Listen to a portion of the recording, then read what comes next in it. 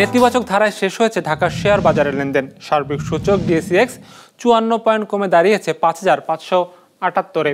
হাত বদল হয়েছে মোট 602 কোটি টাকা শেয়ারের মালিকানা।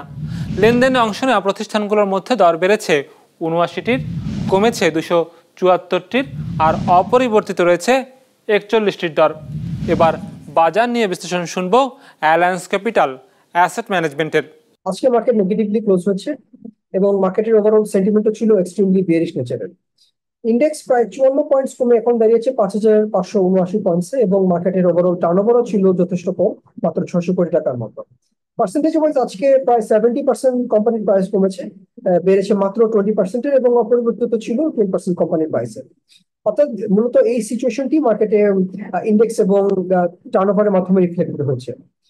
সেক্টর ওয়াইজ আজকে সবচেয়ে বেশি টার্নওভার ছিল ফার্মাসিউটিক্যাল সেক্টরে, followed by food and allied এবং টেক্সটাইল সেক্টরে, এবং টেক্সটাইল সেক্টরে সবচেয়ে বেশি সংখ্যক কোম্পানির প্রাইস কমেছে আজকে।